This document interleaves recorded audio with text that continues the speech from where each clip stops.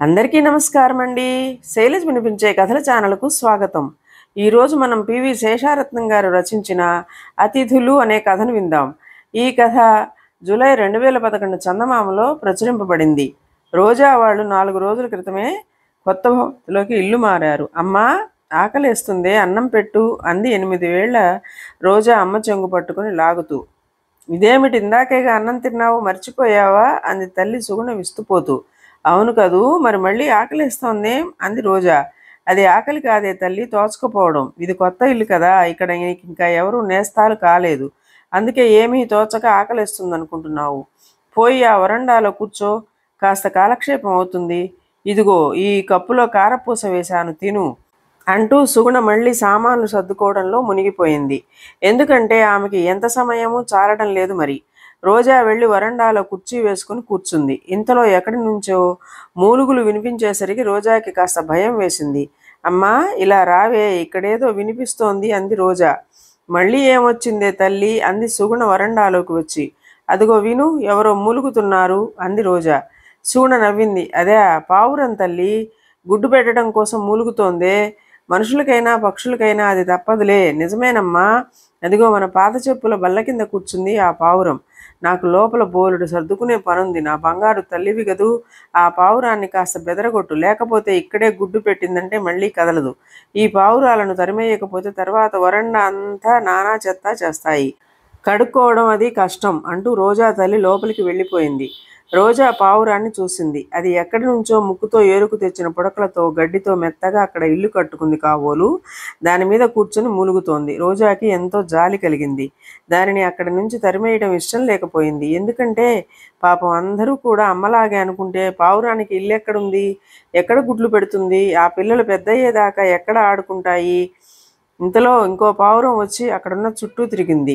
అది పావురం నాన్నేమో అనుకుంది రోజా. ఆ భవంతి దగ్గర బోలెడు పావురాలు అటు ఇటు ఎగురుతూ ముక్కుతో పొడుచుకుంటూ ఆడుకుంటుంటే రోజాకి బాగా కాలక్షేపం అయింది. మర్నాడు రోజా నిద్రలేచి వరండాలోకి వచ్చేసరికి పావురం తెచ్చుకున్న పుల్ల మొక్కలు గడ్డి ఉండే గూడు కనిపించలేదు. అమ్మా, పావురం గూడేదే అని అరిచింది బాధగా. అబ్బా, నేనే తుడిచేశాను లేవే, లేకపోతే మనుషుల కంటే ఈ పక్షుల సేవ ఎక్కువైపోతుంది. గూడు తీసేస్తే అవి రావడం మానేస్తాయి అన్నది సుగుణ విసుగ్గా. పావురం కనిపించకపోయేసరికి రోజాకి ఆ రోజు ఎంతో బాధ కలిగింది. దూరంగా ఎగురుతున్న పావురాల్లో తన అతిథి ఎక్కడుందో ఆ రోజు సాయంత్రం పాఠశాల నుంచి ఇంటికి వచ్చాక అలవాటుగా వరండాలోకి వెళ్ళి చెప్పుల బల్ల కింద వెతికింది రోజా. చిత్రం, మళ్ళీ గడ్డి కాదంతో పావురం కూడు తయారు చేసుకుని బుద్ధిగా కూర్చుని ఉంది. రోజాకి ఎంతో సంతోషం అనిపించింది. అయ్యో, మాయదారి పావురం మళ్ళీ వచ్చేసిందా? అరెరే, గుడ్లు కూడా పెట్టినట్టుంది. ఇక ఇప్పట్లో ఇది ఇక్కడ నుంచి కదలదు. ఇది పిల్లలయ్యేదాకా ఆ గుడ్లను పొదుగుతూనే ఉంటుంది అంది సుగుణ కాస్త చిరాకుగా.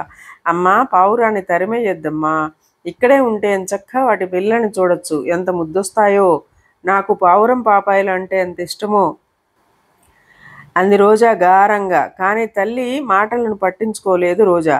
నేను శుభ్రం చేస్తానులేమ్మా, పాపం అందరూ మనలాగే అనుకుని వాటిని తరిమేస్తే అవి ఎలా బ్రతుకుతాయి? ఇవాళ మా టీచర్ గారు చెప్పారు, పక్షులు కూడా పర్యావరణంలో భాగస్వాములే కనుక వాటిని పరిరక్షించుకోవడం కూడా మన బాధ్యతేనని. ఇది మరీ బాగుంది తల్లి, చెట్ల మీద ఉండాల్సిన పక్షులు ఇళ్లల్లో గూళ్ళు పెడితే ఎలా అంది సుగుణ.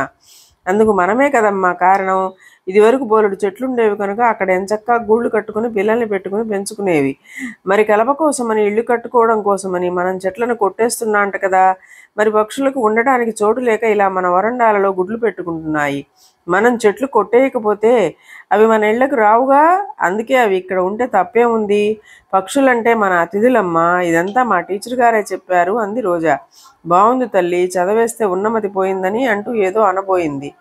కానీ వెనక నుంచి అప్పుడే కార్యాలయం నుంచి వచ్చిన రోజా తండ్రి సుబ్బారావు అందుకున్నారు. నా చిట్టి తల్లి, నువ్వు చెప్పిందంతా నిజమేనమ్మా. మనం వాటి ఇళ్ళు అంటే చెట్లను కొట్టేశాం కనుక మన ఇళ్లకు అతిథుల్లా వస్తున్నాయి. మళ్ళీ మనం కంకణం కట్టుకుని చెట్లు పెంచితే మన అతిథులు మళ్ళీ పచ్చని పర్యావరణంలోకి, అంటే వాటి ఇళ్లకు అవి చేరుకుంటాయి. తండ్రి కూతురు ఒకటైపోతే ఇంక నేను చేసేదేముంది అంది సుగుణ నవ్వుతూ. ఏమీ చెయ్యకు, మన రోజా అతిథులను 4 రోజులు ఇక్కడే ఉండని, రెక్కలు వస్తే అవే ఎగిరిపోతాయిలే అన్నారు సుబ్బారావు. మరింకా ఆ రోజు నుంచి రోజాకి తోచకపోవడం అంటూ లేదు. ఎందుకంటే పావురం గుడి నుంచి బయటకు వచ్చిన పావురం పాపాయి రోజు కోకోలాడుతూ రెక్కలు వచ్చేదాకా అక్కడే గెంతుతూ కొంచెం కొంచెం ఎగరడం నేర్చుకుంటూ రోజాకి అతిథులుగా సందడి చేస్తూనే ఉన్నాయి. మరి ఇదండి కథ. ఈ కథ మీకు నచ్చినట్లయితే లైక్ చేయండి, షేర్ చేయండి, కామెంట్ చేయండి, సబ్స్క్రైబ్ చేసుకొని నన్ను ఎంకరేజ్ చేయండి. నమస్కారం అండి.